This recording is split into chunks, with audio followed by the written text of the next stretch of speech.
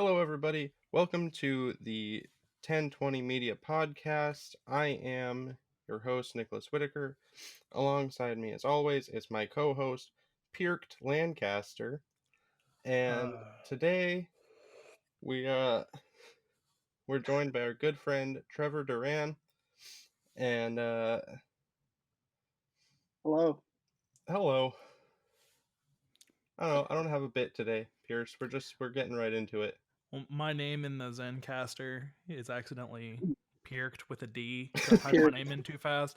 I didn't even notice that until Nick pointed it out. That Pirked. it's Pirked. Pirked with a D. I like it. It's good. It works. It's edgy. Or it could be dude. You separate the PIER and the CD, and it's a really bad post-hardcore band called Pier CD. That could be it too. Lots of. I don't know. I'm down with it. I like opportunities Pirked. here. Pirked is cool. Pirked is pretty cool.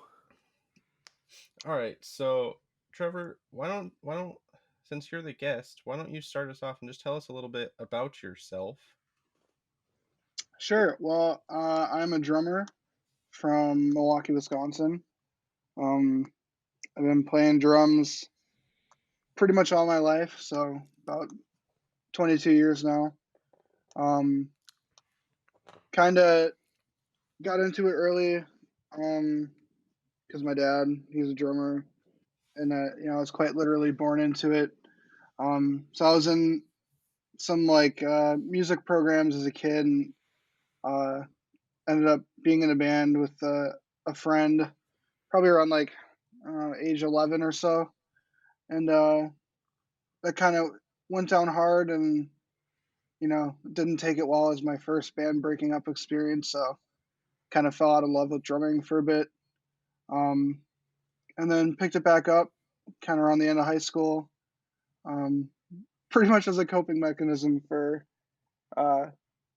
stress from college.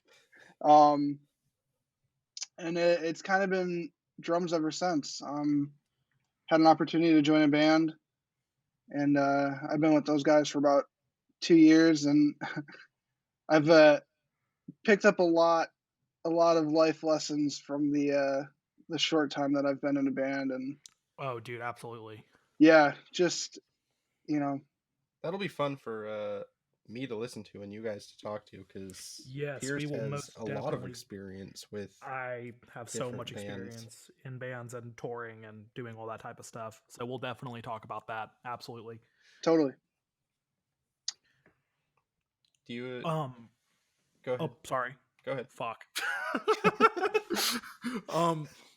Are you still in college, Trevor?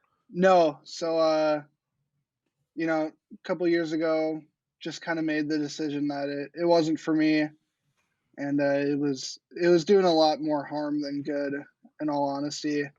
Hey, so just kind of bailed on that one for mental health reasons mostly. Dude, I was not in a good state of mind during that year and a half. So well, what was your major in college, if I may ask? I was trying to go for education. I kind of figured out in high school. In high school, baseball was my thing. It was all baseball. So I kind of realized playing baseball at a level much higher than high school probably wasn't gonna be a thing. I figured maybe I could try to get on a college team somewhere, which I didn't, and that's definitely what contributed to college sucking. But I wanted to be a baseball coach, a high school baseball coach, and kind of what I picked up on is a lot of schools are looking for multifaceted teachers and stuff. So I knew that I wouldn't really be able to do. I wouldn't just be able to coach baseball. There would probably have to be some element of teaching in there. You have to teach like PE or something or whatever it is. Yeah. So I'm really into history. Like I love history. I love learning about history, and all that stuff. So I kind of thought, all right, maybe I'll try to be a history teacher. Uh, and then I ended up taking AP history as a senior in high school, and a college level history class in your senior year of high school when you're trying to focus on baseball is just not it's not going to work. I just didn't have Right. I didn't have the dedication to school at that time, and that kind of ruined the history teacher uh, goal because I don't know if I didn't have the patience to sit through it and get it done in school, there's no I'd be able to do it in college and enough to a level where I could then teach it. So then I kind of switched to, like you said, a physical education, and stuck with that for a little bit. And yeah, it just the whole college experience, it just wasn't for me. Right. No, I feel that because I went to college for all of a semester. Sure. I was going for pastoral ministry. I was gonna be a pastor, Okay. That's so and now I'm funny. agnostic. So whatever. Yeah, Yeah, I college. Yeah. I grew up in a high school where I live in like a super wealthy area, Sure. and everyone that I went to school with, they were like their moms and dads were like doctors and lawyers and shit, or like something along those lines. And they every single class, like, you have to go to college, you have to do this, you have to do this, and I was a little fucking emo kid, Yeah. and I was like, I'm not doing that. Fuck the establishment. And so, because I kept being told that over and over again, so I literally I was working at Pizza Hut delivering pizzas, and like when I turned 18, when I graduated high school, first thing I did was just like move out of my house, Sure. um, and just like get a job and do that whole thing. And I was trying to do band stuff, but like I didn't get into a good band until later. But this isn't about me. So, Hey, um, you were in a good band when you were in high school. that's not true. We're not going to Uh, talk about it. we're Um, definitely gonna talk about We're going okay, to talk yeah. about it. You can't bring it up and not talk about it. it. Um, yeah, we'll talk about it because I was playing drums in that band, and you play drums, so we'll talk about that. Sick. But so you said that you've been playing drums your whole life. Okay, I'd like, were you weren't playing drums as like an infant? You're saying, are you 22 years old?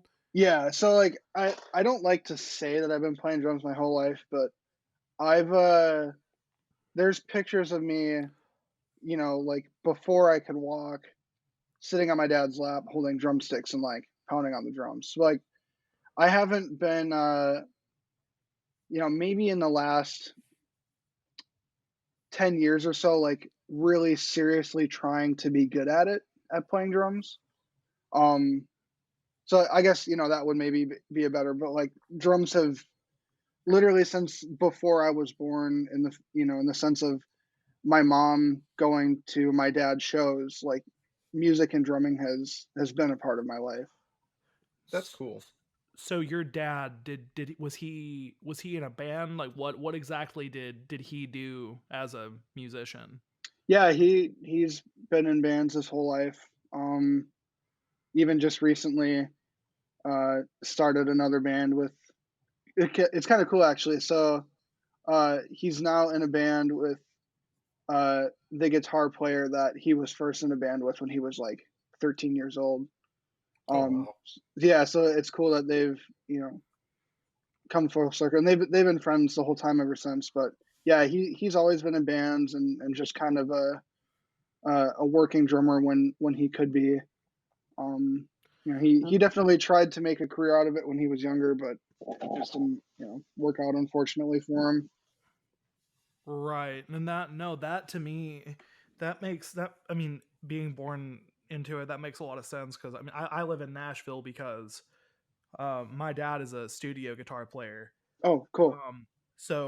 Um, but I didn't pick up guitar because for me, I watched the movie Drumline when I was in like elementary school, and I'm like, I want to play Yeah, percussion in band. And I yeah, was like, it's so fucking cool. I know it's nothing like that, but I got in percussion for school, and then my parents, being musical how they are, they bought me a drum kit, and that's why I learned to play. And I don't know about you, but like, I feel like I know that drums are complicated and there's a lot to it, but I feel like it's a pretty easy instrument to pick up because there's only like a certain amount of toms. They make the same noises. The cymbals make the same noises. You just have to play the rhythms. You don't have to sit down and like learn 6 strings and like learn all these different like picking techniques and like all this shit. You just literally hit the rhythms. You know what I mean? And like build dynamics. Like it's very like you just kind of have to like hear it out and like be well versed in like that type of thing, sure.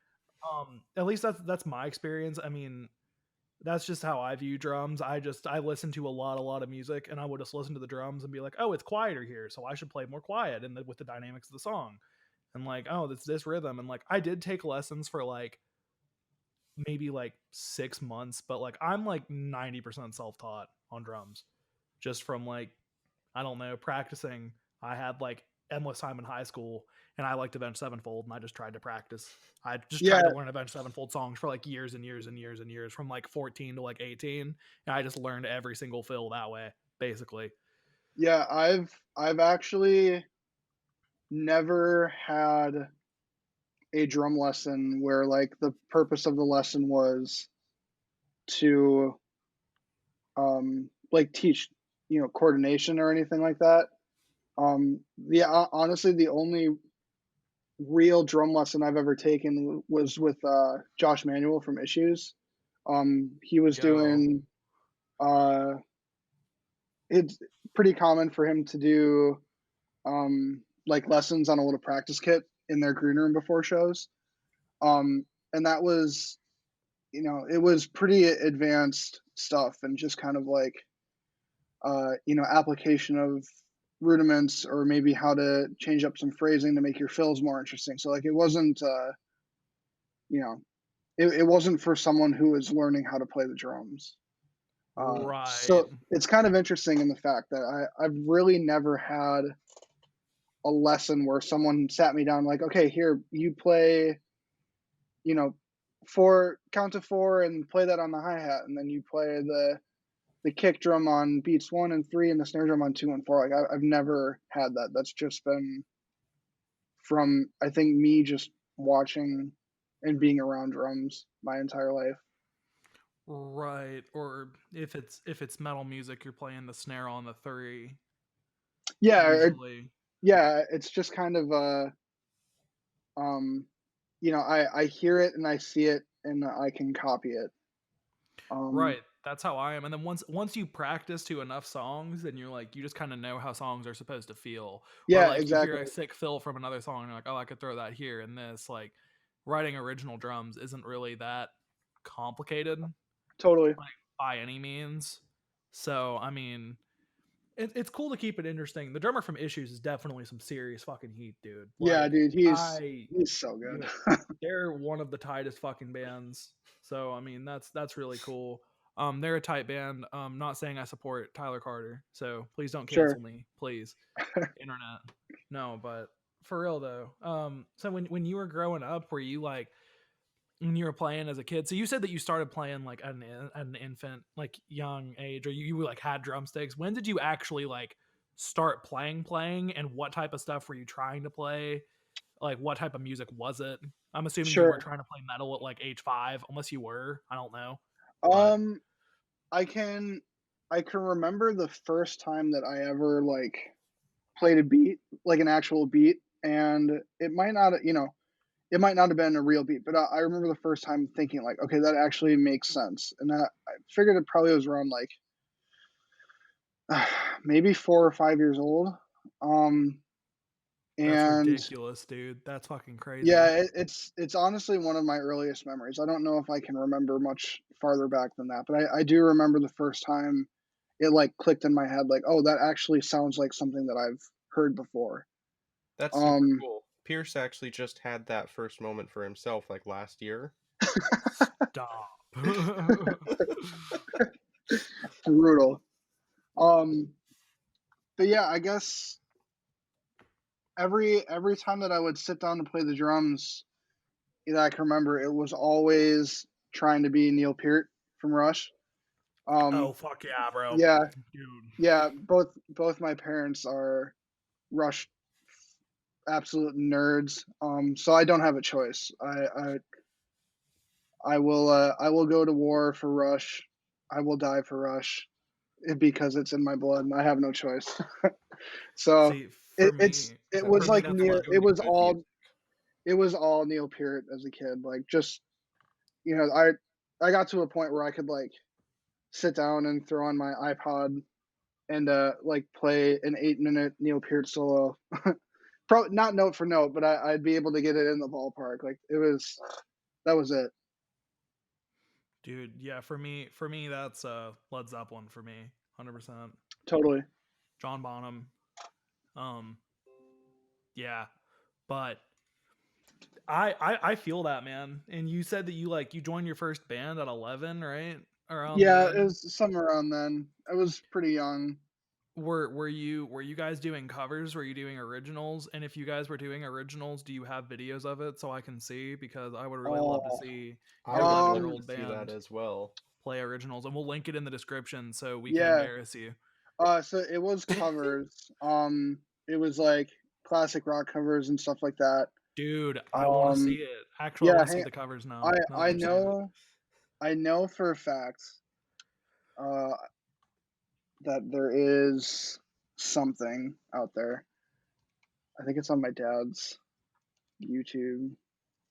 Dude, that is so exciting. Do you remember That any of the is songs that you really cool. covered in particular? It was like Jimi Hendrix. Dude, fuck. Oh God, some like like 50s rock and stuff like that. What fucking 11-year-olds are playing 50s like Elvis? Like Link Ray. Um, God, I'm trying to think who else. Like fucking Little Richard and shit? No, not like that. It was like Oh, okay. like guitar driven stuff too. Oh, Oh okay, yes, okay, dude, okay. I found something. Okay. Oh God, that was really Oh, I'm loud. excited. We'll Holy link Christ. we'll link that in the comment section. Just send us a link to it, and we'll Yeah, not I in the got you. comment, in the description. But yeah, Man. I'm so I'm so excited And to don't see worry, this. for every like Chicken. early band video you send us, we'll have one of Pierce's to put in. So Yeah, his yeah. band covered Stick Stickly. Oh, Oh my God. it was horrid. Oh my God. It's filmed on like a fucking Nokia.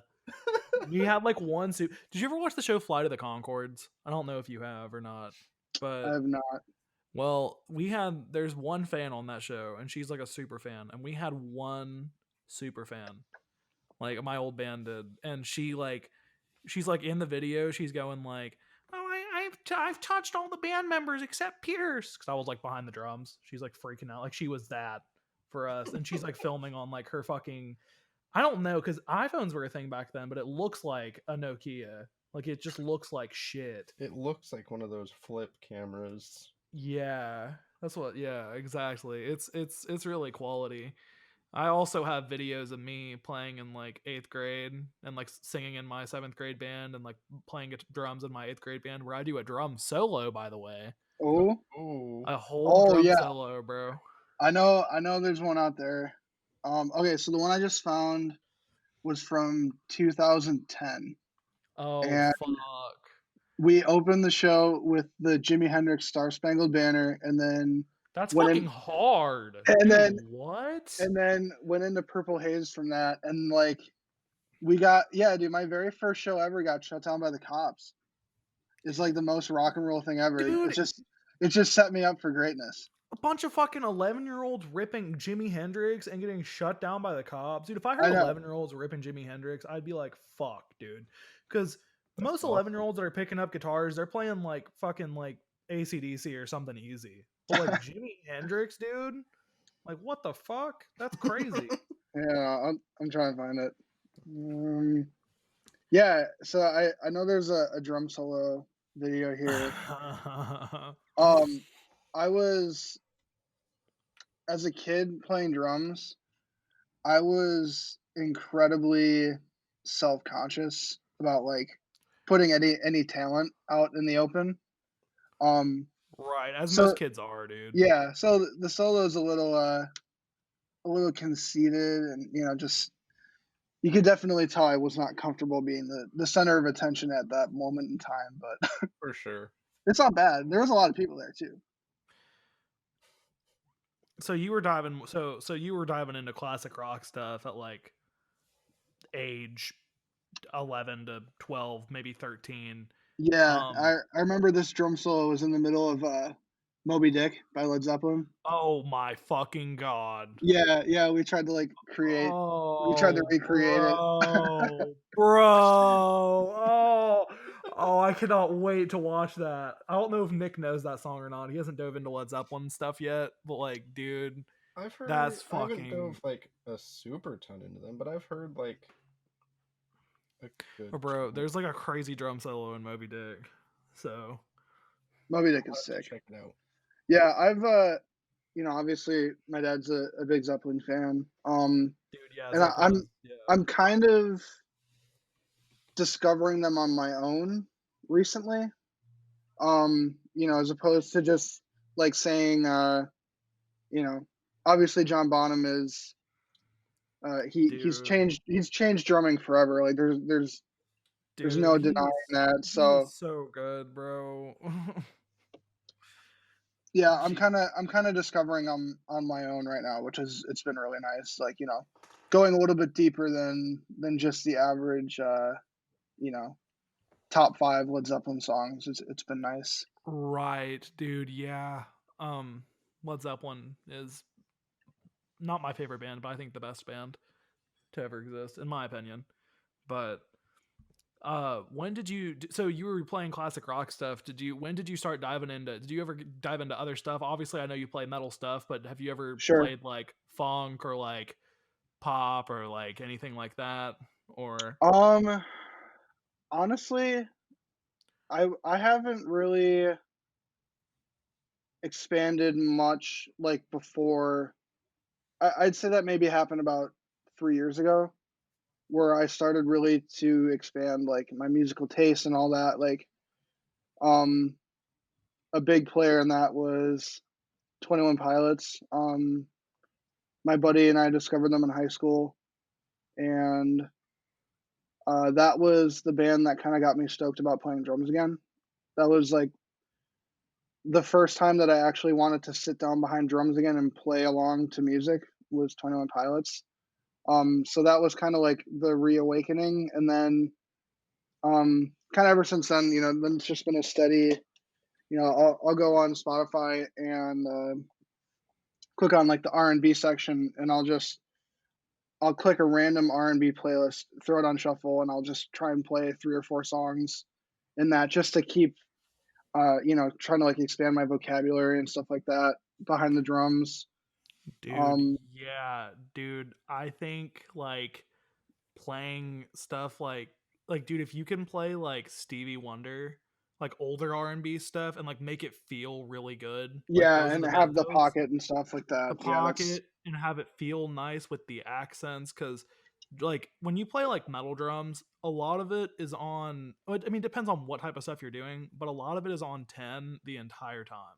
oh yeah, And there's totally. not a lot of dynamics and there's no Yep, feel behind it. And yep. I think that drummers that have feel are like the absolute best drummers Yeah, I that think can accent things. that's what sets Josh Manuel apart. I think from most other. Obviously their genres. It's a little bit different. It's this like gent boy band fusion thing. Dude, it's fucking sick.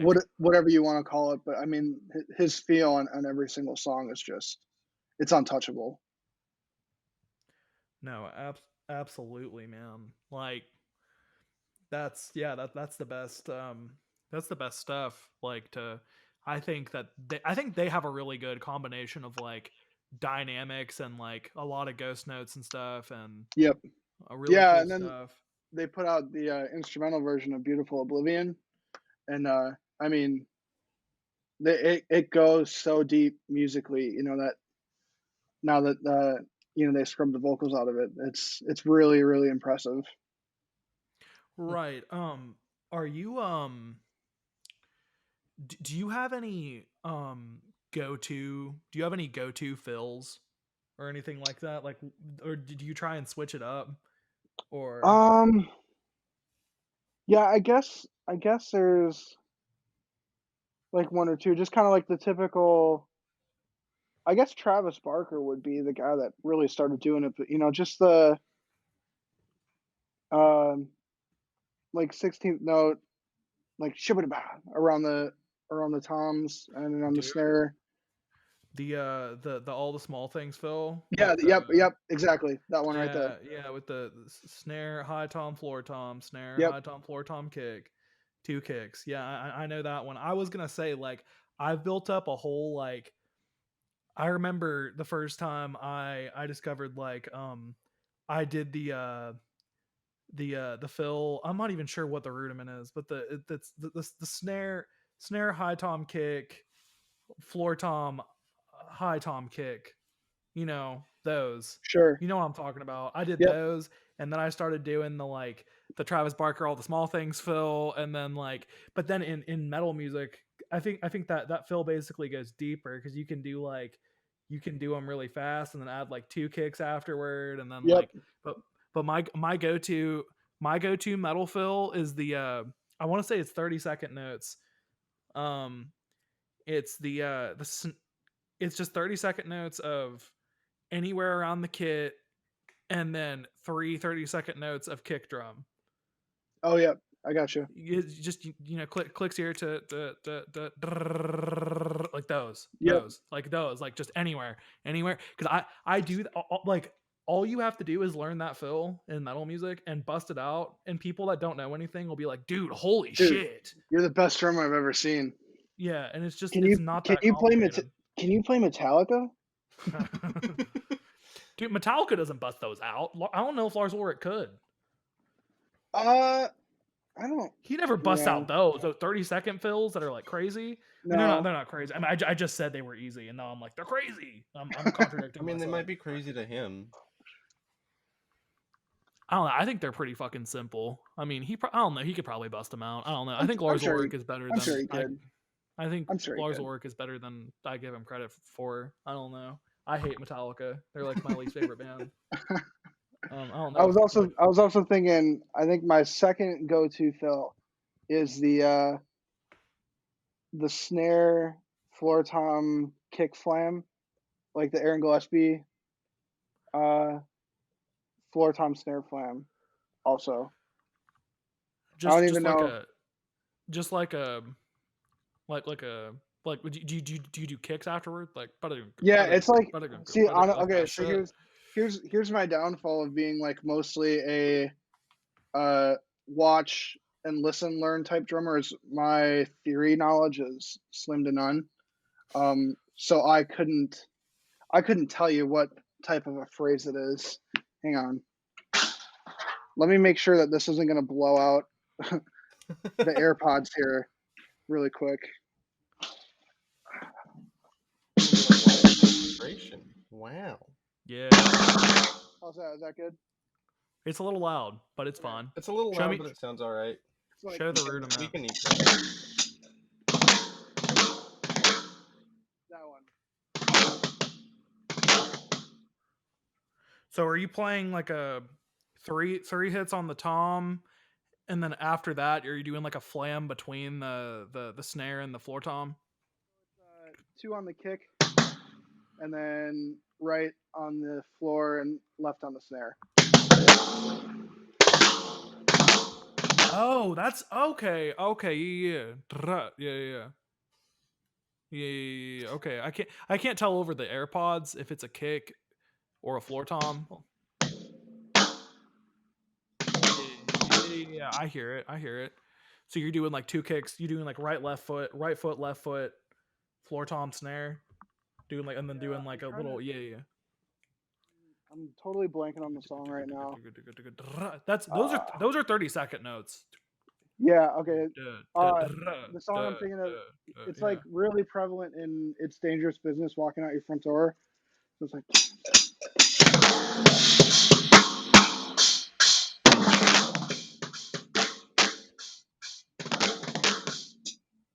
That one. That's about it. Yeah, that sounds right. All right. Well, I got my drumming fix in for today. Thank you. Hell I yeah, was waiting all day for that. dude. Yeah, you just got to do the one fill. I also like I like doing the it's basically just like 16th notes, but between like I'll normally do like 16th notes, snare, snare, kick, kick, um, high tom twice, kick, kick, floor tom twice, kick, kick. Yeah, like the classic metalcore fill. Yep. Yeah, I bust that out. And, I mean, and then it's you ended on the Zilbel. yeah, you hit the snare and the fucking you tang the hump. That's what we call it in the South. Hitting the bell on the ride cymbal. Tang the hump. Ding. Yeah, it's called tanging the hump. Yeah, bro. Oh, dude. Have you never heard that before? No, that's awesome though. I'm totally stealing that. You know the song. You know the song. I've never heard that either, and I'm not entirely sure that he isn't making it up. No, it's called Tangin' the Hump, dude. I'm from Nashville. I know this shit. I'm gonna make sure that my bandmates don't listen to this, so that when I say this at our next practice, they think that I'm really cool. So just don't tell anyone, okay? I won't. But have you listened to this? Have you listened to the song "Love in an Elevator" by Aerosmith? I don't believe so. There's a part in there where he does like a fucking shuffle beat. Da-ding, da-ding, da-ding, da-ding, but he's doing it on the fucking. He's tanging the hump while doing it. And he's just ding ding ding ding ding ding ding ding ding. It's just like it's just going, bro. I love that so much. Yeah, bro, that's tanging the hump, bro. I'm not even joking. I'm literally writing that down in my notes out there. It's so. I mean, that's what it is. It's tanging. You're hitting. You're tanging I know. the hump, bro. You're right. I googled it. It's real. Oh my god. Tanging the hump. Yeah, dude. Well, I love. It's like the whenever you do like whenever there's metal bands, they'll do a beat where it'll be like, you know, like dun dun dun dun dun. They'll do like a beat like almost like a shuffle, and the click is like right here, and then you hear the hump going ding ding ding ding ding ding ding ding ding ding ding ding. Yeah, buddy. Dude, that shit when they're hitting on the bell, doing like triplets, 1 triplet, 2 triplet, 3 triplet, 4 triplet, and then 3 on the snare with like the kick, and just doing like a standard like 1 kick on the floor, snare on the 3. Dude, that shit just feels so fucking nice. Yeah, we finished up a demo pretty recently of there's a part where I follow the riff that John's doing on the guitar, and it's like it starts out as a blast beat, so it's like, and then there's a part where he hits some like dissonant chords like way up on the neck, and I follow the high chords on the bell, and like the overtones that it creates is really, really something cool. That's interesting, man. I know that I tanged it for you. You tanged the hump, bro. Dude, yeah, bust that out on your bandmates. You're in Wisconsin, so this is a very my dad's like I said, he's a studio musician in Nashville. Like he plays on like Blake Shelton records and shit. Oh, so really? He's like yeah. So like all these dudes are like Southern people, you know. Sure. So like he's used the term tang the hump a bunch, and I've kind of taken that from him. I think it's hilarious, but also very, that's definitely that's the best thing I've heard today. I don't know if anything's going to top it. But yeah, I saw in one of your videos that you have 2 snare drums. I was waiting for this to come up. Yeah, what's the deal with the 2 snare drums? Is one for like accent perks? Because all I can think of is like hip hop has accent perks. Yeah, I don't know if you listen to hip hop a lot, but there's a lot of accent percussion like with snares, and I don't know, it was weird to me. That's the main use for it. So it's well, I guess I should say, so all my drums are SJC. I've got the Tour Series kit. tour series snare, alpha brass snares, kind of the go-to right now. And then the one off to my side is they call it a jam can, and it's a 10x6 mahogany snare, just a little side snare. And yeah, pretty much the main thing I use it for is like if I'm ever doing a pop cover or something, using that for like claps and stuff. Because it sounds like a clap. Or Do just you just other auxiliary, percussion needs. do 21 you do Pilots it? uses it a lot. Do you use it for like ghost notes ever? Actually, yes. There's one song that we have, and unfortunately, I like can't show you guys examples because none of it's out in the open. That's another story we can get into later. But there is one part where it breaks into this cool little dance part, and that's playing the ghost notes in there. You playing like an open hi hat on the and beats? It's actually a paradiddle. It's a Oh, paradiddle groove. So I'm playing the right side of the paradiddle is on the hi hat and the left side's on the side snare. oh, that makes sense. Neat. Yeah. Do you know what a paradiddle is, Nick? Yes. Do No, you he doesn't. actually? Tell me what a paradiddle is, buddy. It's a thing. I mean, it is a thing. I don't have my drum set up. All my cymbals got stolen from me, or I lost them at a No, venue. really. Like basically all of them did. I still have a couple. I got a new China recently because for some reason when I was 18 or 19, I had this hunch to like join a hardcore band. And I was like, haha, I'm gonna play hardcore music. And then like we had like 2 practices and then we stopped. But I bought like a $250 cymbal and I was like, haha, yeah. Oof. But this China cymbal is like the like you know how most metalcore drums are programmed? Yeah, Like yeah. most, you know how there's like the China from It's like the the China. Attack stuff, like Yep. the It's like is it the Zildjian yeah, Oriental? dude. I don't know if it's an Oriental, but it is a Zildjian. I'm Okay. looking at it right now. It is a Zildjian. Yes. Does it have a red logo on it? Hang on. I'm gonna put my earbuds down. Be right back, and I'm gonna tell you. Hang on. Da da da da da da da. Da, da, da, da, da. Okay, I gotta put my earbuds on. Okay. It does not have a It red does logo not. on it, but So it just sounds it's very like it's ringy. Like it's got a cool. very like high mid, you know. Yeah, Um that Zildjian Oriental is like the metalcore China. see I learned to play on a V drum kit, so Okay, I know nothing about drum gear at all. fair, fair. But I lost all my cymbals. I need a hi-hat and a snare stand. That's literally all I need, and I've been needing this since like I went and set my drums back up in October.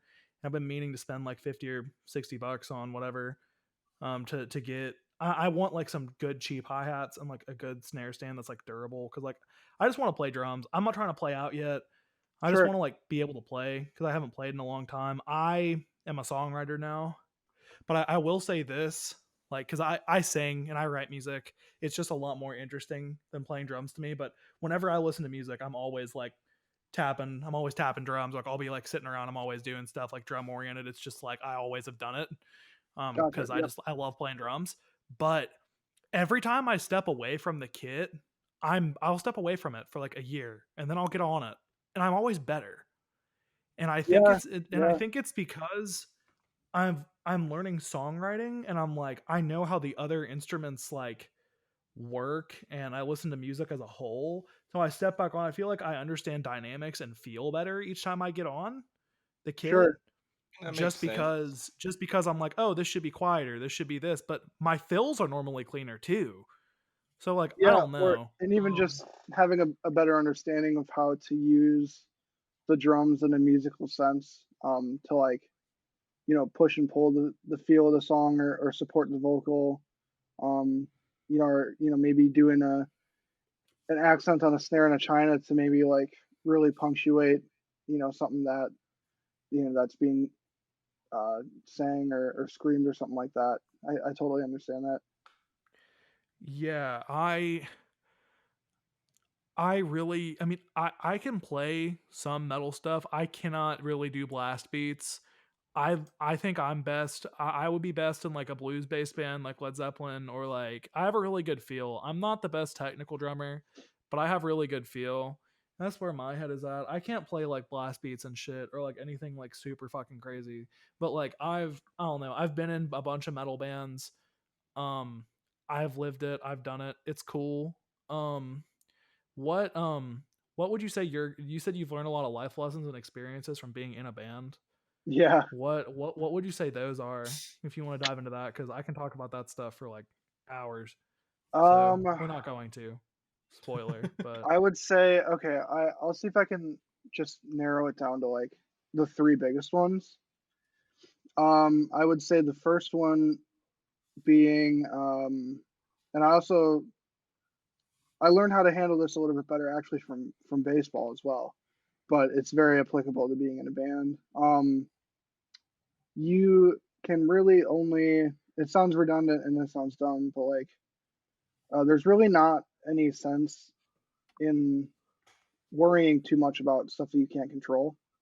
Um, right, you you basically have a you're put in a position. It's a difficult position. You have two options. You can either um, you could fold and let it become catastrophic, or you can take it with a grain of salt and you just do your thing every day to the best of your ability because that's all that you can do. Yeah. Been placed in a lot of situations where some difficult situations with other people around the band, you know, former band members, drum companies, uh, not my current, not SJC, but a former one, where it's just not good fit all around, and wait, did you have a sponsorship, or do you uh, currently? kind of it was pitched to me to be that way, and then it kind of yeah, it fell through in a pretty ugly manner. Um, but instead of like literally the about 10 minutes after the bad part of that went down, I ordered my first SJC snare. So like I could have been like shitty and salty about it and you know let it ruin my day, but I literally ordered an SJC drum immediately after that. And also we've been in a bit of a rebranding period and a bit of a lull for the past 2 years, I'd say. Just kind of waiting on some pieces of the puzzle to be able to fall in place to like be able to launch the band, whether that be working, with some band, solidifying our lineup for one, um, Dude, or nailing in, a slot with a producer that we want to work with, or just something like bro. that. There's been a lot of setbacks, and I don't really know how much I could have been able to take it for 2 years if I wasn't just continuously focusing on like, okay, I can wake up today. I know what I've got to do to like do my job in the band and for myself. So I'm gonna do that like literally 100%. If it takes me till 4 o'clock in the morning to finish it, like I just got to do it because that's what's gonna keep me going forward. Bro, have you been on tour yet? Uh, I've only been on tour for 3 days. It was a weekend run, But and like, you still get it though. it Even was if it's for 3 days, you understand. it was. There's not really a day that goes by that I don't wish I was doing it. But like, there's also a lot. Like, okay, like what type of? Can I ask you what band you were touring in and what the name was? 'Cause I know you said Yeah, you're so rebranding. yeah, so the band name was called Monorail Central. The music is still up on Spotify. So Monorail, like the train, and then Central. Was it Um, a metal band? What type of band it was was it? like a post-hardcore. That's Um, tight. Cool. Yeah, it's good music. So it's currently the band that I'm in right now. The core three guys are the guitar player and the bass player and myself from that band. Um, the way that that band ended, we all kind of handled it. Every person had a fault in how that was handled, and learned a lot from that. Um, Again, that's a completely different topic. That's not really mine to talk about, but Right, right. No, for sure, man. yeah. So yeah, lesson one, control what you can control and do that to the best of your ability. Um, Number two is just how to truly work together, like at as I don't want to say like business partners because that's not what No, it's no, about, but like no. professionally working together and Your band is your business, bro. yeah, If you and don't treat your band like a business, that's what I was just about to get into later. They are your business partners, basically. yeah. You don't. I mean, absolutely. So learning how to professionally work with another person in a respectful manner and like respectfully disagreeing, um, just simply listening to what another person has to say and trying to put yourself in their shoes and trying to see it from their perspective, um, instead of having your hard set beliefs on what you feel might be right. um, we've had a lot of uh, uncomfortable conversations Oh in the yeah, past dude. 2 years in regards to like everything going on, from having to kick out band members to changing the band name to deciding what to spend money on to deciding what uh you know where our money is going to go to, and having to pull people along and just trying to get everyone on the same page. So Dude, for sure. And like, dude, the hardest part of doing like band stuff, like I've been in bands, I've done it, and like the hardest part is like having everybody on the same page. Like you'll have like a bass player in the band, they'll be like, "Yeah, but like I want to play like pop punk. I don't want to play like metal music or whatever, you know?" And then you're just like, "Well, shit." And they're like, "I don't want to put this money in," or like, whatever. You got to find people that are dedicated. Like find people that want it as bad as you, that want to do the same thing that you want to do is so hard. right. And like I'm working on full band stuff now, and it's literally just like my friend and I. Like I write all the vocals, my friend writes the tracks, he produces everything, and we're gonna find members later. Because like fuck all that. Like some kid asked me yesterday, he was like, "Hey man, I've been wanting to start a band forever. Like what do I do?"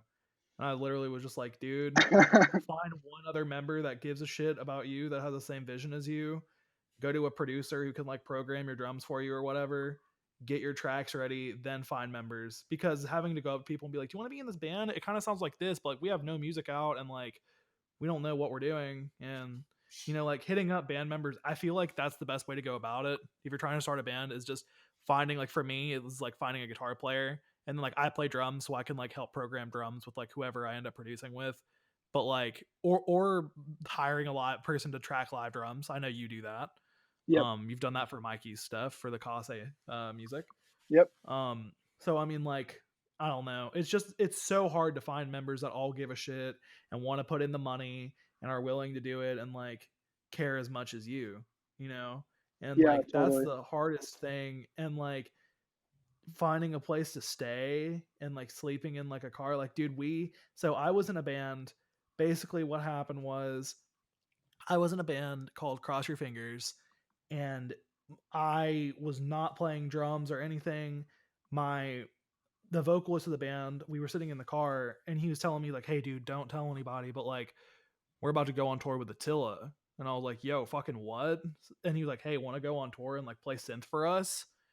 And I was like, "Fuck it, Sick. why not?" And I don't know how to play keyboard at all, so I learned the songs. I figured it out. I learned the songs. I did like choir samples on top of the songs, and I went on tour with Attila, Suicide Silence, and a bunch of other bands. And like, basically, to dumb everything down, we weren't getting our guarantee, and we were all broke, and we were touring in a RAV4 and a two-door car.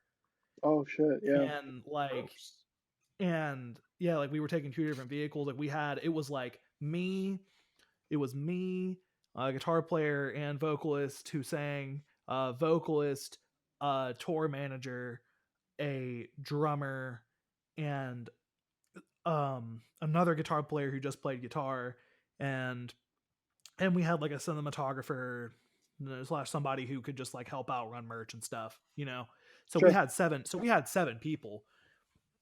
We had to take 2 separate vehicles, and we didn't have anything. If you want me to dive more into that in a private call, we got really screwed over with everything. I wouldn't want to talk about it on the podcast because it's not really for me to say, but it Yeah, wasn't totally. good. And like we had to find places to stay. Like most areas, we started out the tour in like actually Minnesota, Okay. and like I don't know anybody out there. That's like 14 hours from me, like in Kentucky and Atlanta, and like there are so many bands that come through on like weekend runs and stuff because Nashville's so close Yeah, that like yeah, I know places there, but like we didn't go anywhere really near. Like we played Atlanta like once, and we played Alabama once, but like I wasn't even on that run. Like I left 5 days in because I had no passion towards playing metal stuff. But like you learn a lot being on the road, like having to like find a place to stay, and like we weren't really making any money, and like we basically like later on in the tour after I left, there were nights where they were like, hey, if we don't sell this many t-shirts, we got to go home. Like, and you sure. learn a lot doing that type of shit, like learning how to like budget your money and how to like work with others, and like it's a lot, man.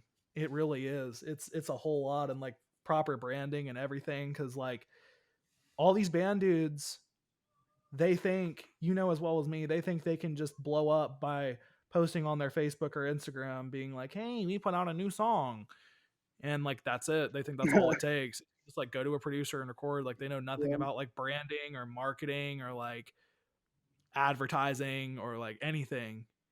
And it's like you gotta dive into all that stuff, or else you're just gonna be nobody. You know what I mean? Like yeah, like people think that it's just gonna spread word of mouth, which I mean, like it can, but you got to do something that's unique enough or eye catching enough to do some shit like that. You got to like, which you should do anyway, even if it's not word of mouth. I don't know. There's so much that goes into it. You got videos, you have images. Like you have to be like, you are a whole package. Like as a musician, now it's not just about the music. Like people gotta like I think about like Oliver Tree and like rappers and like pop singers. Like I think that type of shit is what all bands should be doing. It's like Oliver totally. Tree, when you think of him, he has an image, dude. Like you know exactly what he looks like. When I say his name, you know Yep, exactly what he's trying to do. Like his branding is like impeccable. And he's one of my biggest influences as far as all that stuff goes for like all of my music. And totally. it's just like bands aren't doing that. They're just like, hey, new song on Spotify, check it out, and then they all have like less than 1,000 plays, and they don't give a shit. They act like they do, but they don't. Yeah, So yeah, it's totally. like, That's a reoccurring, theme in our conversations about, what we can do to um continue to push ourselves farther. Um, I mean, we don't even have music out yet. So, right? No, absolutely, man. And like I'm studying digital marketing. I couldn't go to college because I was like, fuck all that. I just I couldn't take a gen ed class, so I'm just like getting certified in digital marketing online because I want to like market for bands and like run ads for bands and stuff. totally. That's what I want to do. I want to watch people grow, and like all types of arts. Like if my friend has like a YouTube channel or like whatever, or whatever my friends are doing creatively. Like I have friends that make movies and shit. Like I want to help. I want to help people expand and grow. And there's so much to that like band guys, don't they just like don't get, and they don't understand, and it's just it makes me so frustrated. I don't know. Yeah, absolutely. I'm pretty fortunate to be in the situation that I am with my band. Pretty much, I was our core 3 guys, and we have like 3 core guys. So myself, David, the vocalist, and John, our guitar player. we're all set in stone. We know what the goal is. We know what the end goal is. Um, Hey, we've worked to reverse engineer like where we want, like where do we want to be a year from right now, and we've got benchmarks set and stuff like that.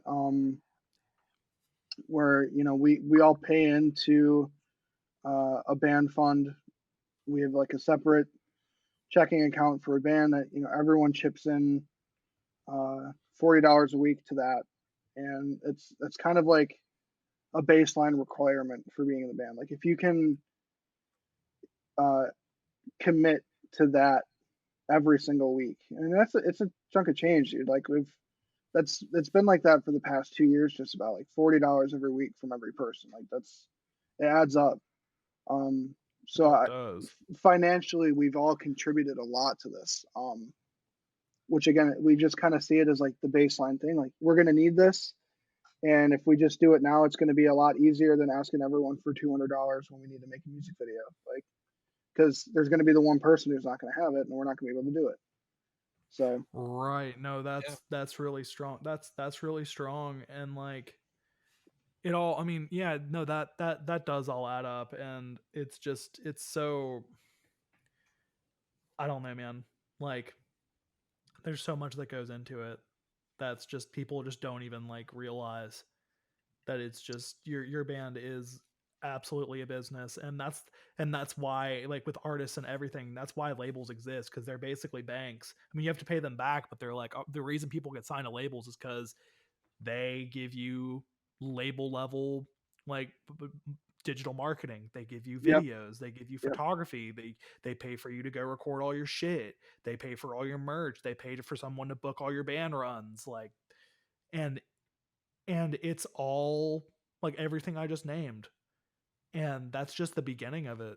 Like I mean, it's just that it's it's it's crazy. a deep rabbit hole for sure. So I'm just glad that you understand this. I'm really Yeah, glad that you understand that like you can't just like I don't know. I was hoping I didn't. I haven't. I know you. Your band isn't out yet, and I'm glad that you guys are like rebranding and like trying to figure all that stuff out and taking your time with it, yeah. because I'm just It's glad that I'm not talking to like some band dude. I don't know. No offense to band dudes, yeah. but It's a double-edged sword, man. Like um, I wish I could have something to hold, music wise that I could publicly share because it's good. I'm proud of what we've done. I mean, we have 19 songs that are like written and ready to go. Um, I don't know if I, I'm allowed to share this, and we can cut it if I'm not. But I've heard some of the demos, and I like them a lot. I think they're really cool. I'm really excited for what you guys are doing. yeah, thank you. It's like a mathcore metalcore mix, um, that's cool. with like I don't know if are you familiar with the band Kanashi? I am not. Are you familiar with this band, Nick? I am not. Um, if you so they're spelled Kaonashi. If you check them out, you'll have a pretty good idea of what our vocal style is going to be. Um, it'll be polarizing, but I think the people that love it are really going to love it, and I I love think it'll outweigh the people who might not be a fan of it. And uh, David's been crushing on vocals. I mean, David's a that cool dude, guy. I'd love to get that him on man, here sometime. yeah, that man is fucking insane. He he's a truck driver, a semi truck driver for the post office. Um, and obviously right now, like you guys know that the mail is just it's horrible. Like they're Mm-hmm. so busy. He's working like 12-hour shift days in a row so that he can like be able to come to band practice and like third shift too. So Oof. he gets home at like 2 in the afternoon, sleeps for 4 hours, and then comes to band practice, and then sleeps for like 30 minutes, and then goes to work for 12 hours. So he's a grinder, And on top, like, and all while doing that, he's practicing vocals in his truck, like while he's driving between post offices. Dude, that's how I learned to sing, was just delivering pizzas. Yep. Yeah. Like, Okay. So works. let's see. Okay, go ahead, Pierce. I cut you off. Oh no! I was just saying that's how I learned to sing. No worries. What were you saying? Continue. All right. Yeah, I'm just trying to like wrap up this segment. So I got control what you can control. Treat it like a business. And the third biggest lesson from being in the band so far is how much I fucking love playing the drums. Like I would okay, so how much I love playing the drums, and it ties into being multifaceted within your band. Um, where like I'm like trying to grow a YouTube following. I'm trying to grow a Twitch following. I'm trying to be super active on social media. Like trying to do some session drumming work too from home. Um, just trying to like open up as many avenues for myself to be a successful drummer, as well as making like networking connections through the same opportunities that will then in turn help benefit the band. Right. So like just trying to build up the personal network and as many people that could pull a favor for us, as humanly possible, or just you know get us some help if we might need it. You know, something as simple as a place to stay on tour, like stuff like that. Dude, that stuff is so valuable. Like a Yeah, place to crash on tour is like, dude, I like nights in the car, dude. They wear down on you. yeah. They really do.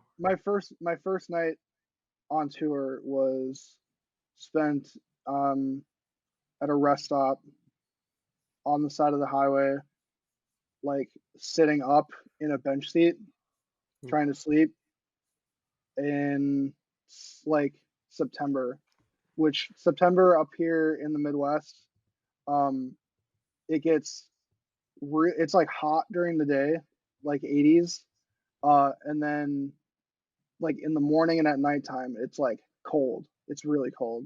So it was not a pleasant experience, but um, I can tell you that I would much rather do that than like work a 9 to 5 for the rest of my life.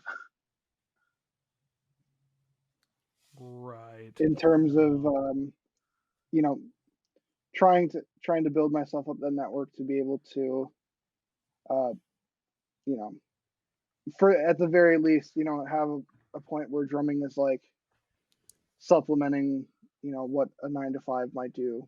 Maybe not Well, fully, but at some point that would be the goal.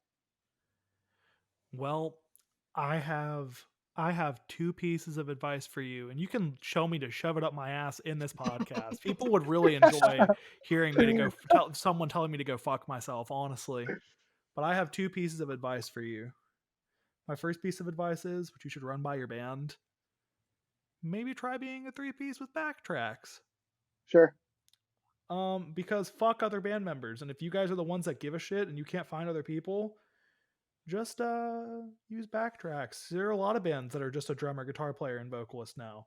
Yeah. Like I see so many. Like I work at a venue, or I did work at a venue. I don't think I have that job anymore ever since the pandemic. Oh well, doesn't matter. Anyways, I worked at a venue in town. Um, and I've seen hundreds of bands. I've been on tour. I've seen it. Like I've seen so many good bands with just a guitar player and drummer and vocalist. I mean, I know that Yeah. it's not all there, but like, dude, That's been a discussion for sure. like, because fuck other band members. I'm telling you now, like, okay, so I went on tour in March. I booked it and like we booked it in like December or January or something. My friend and I went on tour. I at the time was doing solo music. I still do solo music, but now I want to tour with a guitar player. But that's beside the point. So since I was by myself, I was doing like Sam Smithy type stuff. That's what I was trying to do then. Okay. So I just brought my phone and played backtracks and sang by Totally. myself. And dude, I'm gonna put it this way: first date of tour, Dude said that he had us in for the calendar, whatever we get there. Oh man, dude, the venue can't work anymore, dude. It's been shut down. I'm like, okay, cool. Well, fuck. So we had a portable speaker thing. I literally like set up in some like skate park and just started like singing. Hell And I yeah. got and some dude gave me like $10 and I paid for my food that day. So I was Yep. like, sick, cool. So and we also played a hometown show and we got like $200 from it. And that like went all to our gas. But and then we had another show cancel. And then one of our shows was basically canceled, even though it was confirmed and written in the email and they said it was written on their calendar. But I ended up playing, setting up a show literally a night before I went over to this venue in a city that I knew nobody in. I sold 3 t-shirts and got like $5 in tips. So that was like $65. Hell yeah. Right. And I'm in a sedan with my friend. Yep. And then after that, I played a show with like 3 bands and they drew like maybe 10 to 15 people out. I sold like 3 or 4 t-shirts. I got a $50 guarantee, which my friend and I split, and we put some of it towards gas, and then we went home. So I played literally. Oh, and I also played in Lexington, Kentucky, which on the TV I saw in Lexington, Kentucky, that the NBA was canceling their NBA season because of the coronavirus. This was Shit. like March 14th. So that's why some of Yeah. our dates were getting fucked up. We had like, so basically 2 of our dates got fucked up. We had to cancel the latter half of the tour. We had to drive all the way from Pennsylvania back home, and I still made over $100 in profit. Yep. Because I was by myself with nobody there, and we toured in a sedan. Now, see, if I had done that with 5 members in my fucking band, I would have lost a shit ton of money. Yep. Right? So like, I think that if you have 3 members and you just tour in a van and you can get all your gear in there and you just have to split everything 3 ways, like if you guys went on tour, everything would be a lot easier. Communication wise, writing wise, everything is going to be a lot easier for you guys. That's just Yeah. my 2 cents. Totally. And then my other piece of advice for you, which again you can tell me to shove it up my ass, is you should potentially do some advertising for your Twitch and your whatever else. And when I'm done with school, if you want to go through me, you can. Oh, But look at that. See, look I'm at that's what plugging I'm talking myself. about. I'm plugging myself. The man is multifaceted. That's what it ties in perfectly. Yeah, so I'm studying digital marketing. So I'm saying, but I'm just in general, Yeah. you should No, run I advertising agree. and do stuff like that for your Twitch stuff. Or even if you just want to run an ad, like think of it this way, dude. You run like a $50 ad and you're like, hey, and you reach like, you would easily reach over like 1,000 band dudes. And you're like, hey, need a session drummer to play on your music? Dude, you run that $50 ad, you get 2 people, you charge them like 75 to 100 each to track drums or however much you charge. I don't know how much you charge. You would still make a profit. Oh And you yeah. would get your name out there more. Yeah. Like that's the thing with stuff like tracking drums or like selling t-shirts. Like I want to sell t-shirts. I run a $50 ad for t-shirts. I reach 2,000 people. 4 people buy t-shirts. I'm making a profit still. You know what I mean? Like I reach 1,000 people. I make 4 sales. That's probably going to happen if I have super sick shit, right? Then I'm going to make my money back. So like, cause your one customer is equal to a lot of money to you and you're reaching thousands of people for not much money. So like, that's what I would do if I were on your Totally. end. Yeah. No, it's great advice. That's if I don't know if you've thought about any of that, but Yeah, I have. It's the thing that stops me is, as far as I understand, advertising, especially on. So here's where I feel like it might be counterintuitive. So, Facebook and Instagram are, obviously owned by Facebook, and Twitch and Facebook are competing entities for live streaming platforms. Um, Mhm. and I Instagram noticed, Live. Oh wait, but Facebook, yeah, Instagram, yeah, that's the yeah, same. My bad. Yeah, I notice that any post that I make on Facebook or Instagram that contains the word Twitch anywhere or mentions live streaming other than Facebook performs exponentially worse Fa- than than any platform or any other post that I make. So so Facebook doesn't want you to leave their platform. Right, exactly. If you run an ad, so like honestly, the best way to go about it is to get people to like just run an ad for your page. People will be like, "Oh, I like this," whatever. They click on your page, and then from there, like on Instagram or Facebook, people will be like, "Oh, hey, he does live streams. Cool. It'll be in your bio or whatever." You know what I mean? Like that's the way to go Sure, about it. Instead of being like, "Watch me on Twitch," just be like, "Hey, I'm a session drummer. Follow me," and then like you'll or whatever. I'm a studio drummer. You'll build your following that way. You know what I'm saying? totally. Yeah, that's a really good piece of advice. But we can talk more about that. I mean, Yeah, totally. I'm still studying, but yeah, dude. Anybody else's screen just like glitch? Yeah, but I think it's Yes. fun. Yeah. Okay, I still hear Pierce fine. I still hear him, and I still hear you. Yeah. It says you're still recording, so Yeah, I'm still recording. all right, it threw me off, and I didn't And want things to be messed up. it may have cut out for a second, but I don't think it did because I was the one talking and like I'm the one controlling the recording. So I think that it'll be fine.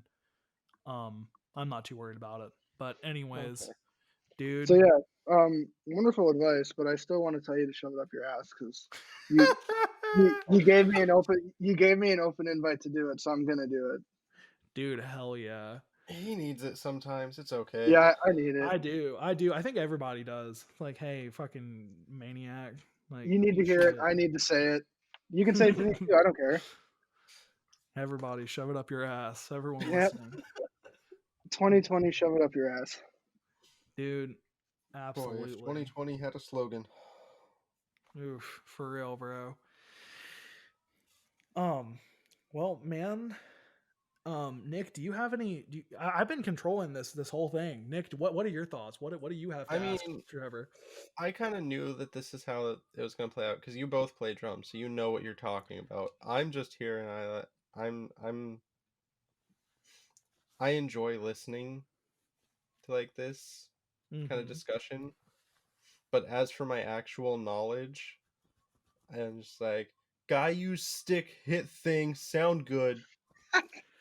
Yeah, I While mean wearing That's that's who while wear, I am. while wearing a hockey jersey. Yes. yeah that I mean that's actually pretty accurate as far as drums go. Honestly, I Yeah, mean, you just yeah, when I it, first tried to learn how to play drums, that's what my youth pastor at the time, who was quote unquote teaching me, he said. He was just like, yeah, just go up there and hit things until it sounds good. It's like, okay. I thanks. mean literally. I mean literally, dude. That's about right.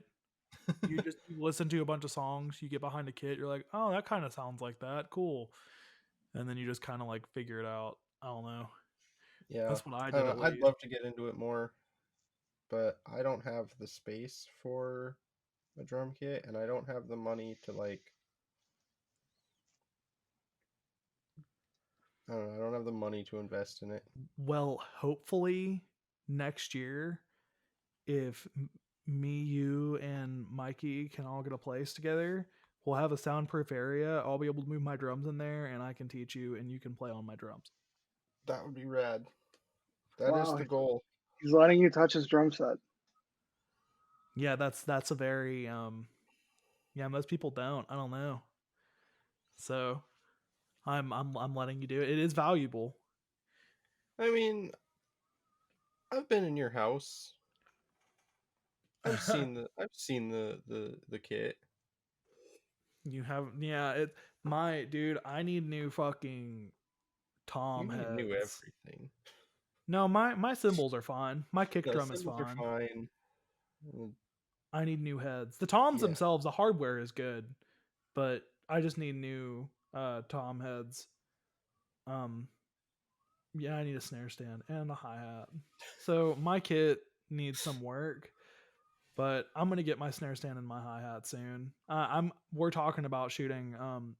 Did you record drums on Mikey's song with Ricky from Ice Nine? Oh, I don't know if I'm supposed to announce that that's up. Oh, Uh, fuck. We'll cut that because it's definitely not announced, I don't think. Okay, but Yeah. did you? Okay, well, did you? Okay, we'll I cut it don't out. think it's one that Trevor did. Yeah, I don't know if I did that one. Okay, I don't think you did. Well, I'm supposed to play. Okay, so we'll cut this out. So, but coming back in now, I'm supposed to play drums in a music video for Mikey soon. Okay, So I'm gonna have to get my drum kit situated gotcha. then. So yeah, I'll have to get my drums back together and do things. But Man, um, I hate doing things. I do too, man. I do too many things. I have too much going on. But yeah, Trevor, I'm gonna have to message you on Facebook because I want to talk with you potentially about more drum stuff. So, Yeah, please do. about doing stuff, doing some potential recordings for me at some point in time, Absolutely. or other I'd be things. super down with that. Yeah, I told I know you guys saw, but I done goofed this week and accidentally spilled some water on my laptop. And Yeah, Oh, I good. meant to bring that up oh yeah, and let's get into it. just give you a lot of shit for it. Yeah, please let me hear it. I need to hear it. Laptops don't take baths like people. I know. It's pretty basic electronics. I know. But um, I guess I can talk about it. I had a person who's been following me on Twitter for a while uh, reach out and offer to give me a computer um, because they were closing up a electronic shop. Um, so yeah, it's been a rush of emotions the past couple days from losing a computer to getting picked back up like that. It's pretty sick. Um, Is everything, or I guess you wouldn't know if you haven't been able to like really get into the computer, but like is everything like safe? Like everything that you had on there, did you have it I've backed up to like an external hard drive or anything? I've been told that the hard drive is safe. I did not have it backed up. Um, I know, I know. Um, but the guy at the store took a look at it and he said it looks fine. Um, so That's So that's good. are you gonna fix up the laptop, or are you gonna have to get a new one? yeah, I gotta get a new one. It's completely the old one's dead, and I mean it's I mean, hopefully you can get the hard drive out of it at least and yeah. get Um, that working so you still have everything. It's not a total loss. yeah, that would be the most ideal situation. Um, so I'm hoping that it is the hard drive is salvageable. Um, and I was coming up, on an upgrade for a computer soon. Anyways, like the one that I was using was a 2011 MacBook Air. Um, so it hasn't been able to update its operating system in a while. It's pretty out of date. I just obviously wasn't expecting it to come like that. Yeah. So do you have like drum mics and shit? Like when you record, like how do you record your drums? Do you use an Yeah, anything? yeah. So I've got full setup. I've got it's a Focusrite Scarlett interface. Um, and I also have just a set of preamps, some Focusrite preamps. Yeah, full mic setup. Um, snare top, snare bottom, rack tom, two floor toms, kick drum, and a side snare, and then two overheads. So yeah, I do all of my drum recording, all of my covers. Um, like that's all in my basement. And all the videos too are just done on my iPhone. They're not bad quality for Yeah, being it's phone. it's not the greatest, but I try to make up for it with the audio quality. Yeah. I figure I can get away with it if my audio is really good. Oh, for sure. Um, so the I was planning on upgrading to like an actual DSLR camera, but then the whole computer thing happened. So that won't be a Yeah. possibility for a while. I suggest whenever you do get a camera, I suggest a Canon T5i because it's cheap and it's easy to use and And it's a good it's camera. really good. It's a really good quality and it's super easy to use for beginners. And so I suggest getting that if you get a camera. That's just I don't know if you know anything about cameras, but No, I don't. I don't know anything. I know nothing at all. I'm getting into that stuff too. I have two cameras and I've been diving into like photography and stuff. So I'm pretty awful at technology, honestly. Like, I mean, clearly, you put yeah, the clearly. I water know on I the tub. dumped water on my computer. I mean, So dude, it happens. I'm never gonna leave a drink by my laptop now, just because of yeah, you telling me I've this. learned that. I've learned that one the hard way. Would not recommend. I mean, there was clearly like a sign of what was to come because there was a stream last week before, where you spilled your beer on your iPad Yep, and then water on the laptop. That yep. just one domino into the next. It sucks. Dude, It okay, sucks. It hey, sucks, and I'm stupid.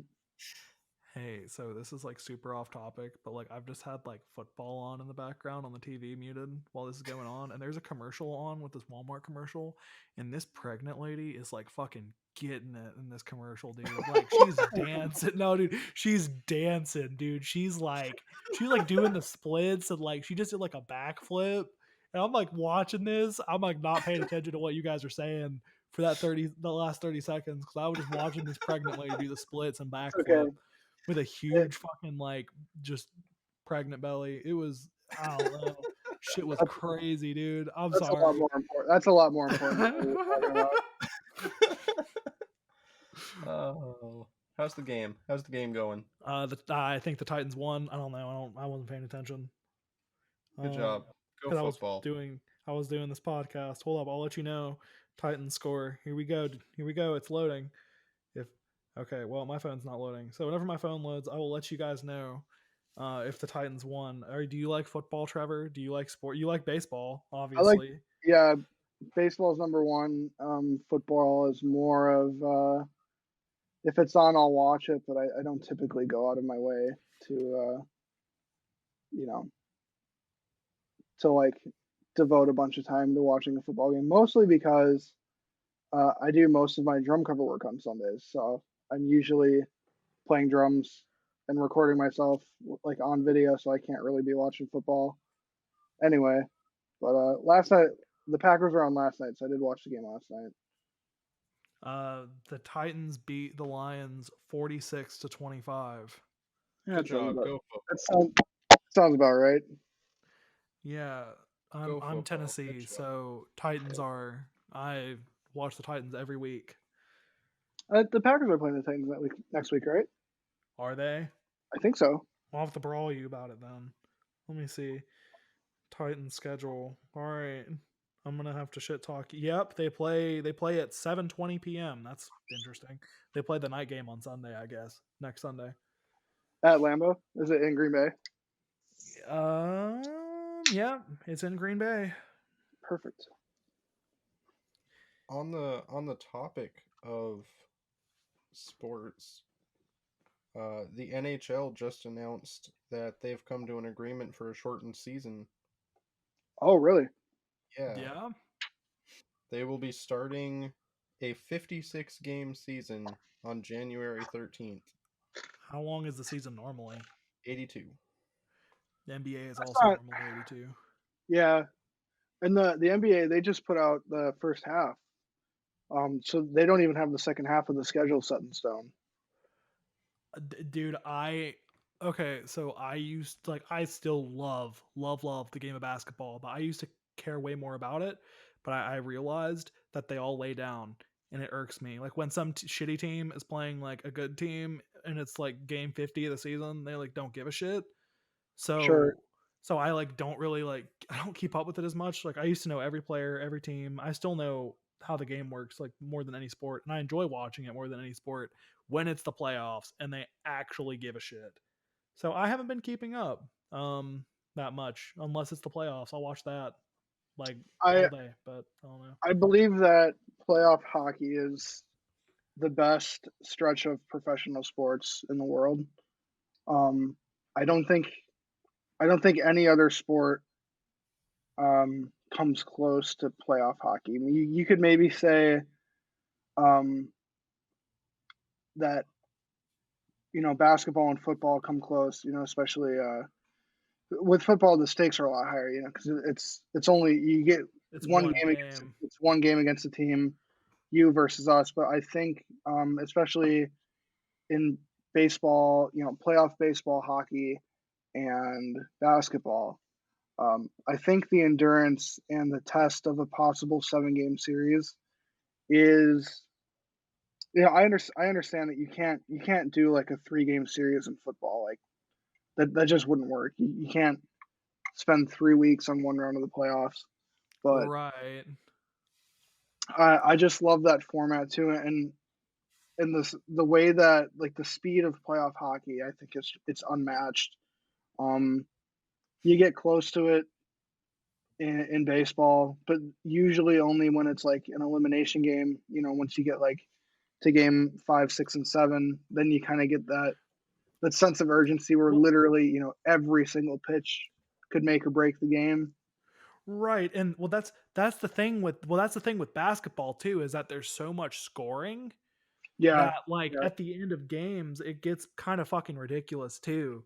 Because I feel like in football it's like if you're down by 14 points with like 3 minutes left, you're not going to be super likely. But if you're down by like 20 points in a basketball game with 3 or 4 minutes left, there's still a chance you can be trailing that much and still like have a chance. So I totally. think I'm gonna say just for that reason, I mean, I love basketball. I'd probably say for me, it's definitely basketball just because of how like quickly things are happening. I just like I like basketball the most because it's fast paced. I don't like that in football they take breaks. I don't like that I mean, hockey is pretty fast paced too, but I don't know. I like that things are constantly happening in Sure. basketball. Yeah, there There's there's a lot there's a there's lot a of lot of scoring. There's a lot there's a lot of happening. stoppage of play in hockey, but And um, baseball, I there's mean, a stop stops every fucking. depend it's I'll be the in first to hockey. admit that on the surface level, baseball is boring as shit. Um, but it does. That's the thing is like you have to look a little bit deeper than the surface level. Yeah, There's a lot of like game within the game that's going on, which is why it takes a long time to play out a game. Yeah, Um, so I understand that. everyone that I've been like, every time I talk with someone about baseball, they usually tell me that to fully enjoy the game of the baseball, like you need to have played it at some point in your life to fully like get it. Yeah, 100%. That's Um, that's the truth. and I never played. I mean, I played catch with my dad in the yard. Like Sure. yeah. I never played baseball. I did play basketball as like a small kid, but like I'm not an athlete. Um, I don't look like I an played athlete. hockey when I was 5. I play hockey now. Well, when the rink is open. I mean, that's cool. Hell yeah. Well, we're coming on an hour and a half here, so we should Yeah, probably we're getting to be a little long here. end this one up. Honestly, Yeah, Trevor, dude, thank you so much for coming on and talking with us. Yeah, thanks for having me. This was a lot of fun. real quick. You want to just spout all your link information? Yeah, so you can find me on Instagram and Twitter at Trevor_Duran_.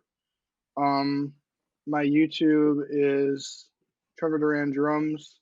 Same as Twitch, Trevor Duran Drums. Um, that's about it. That's what I got for all the links and stuff.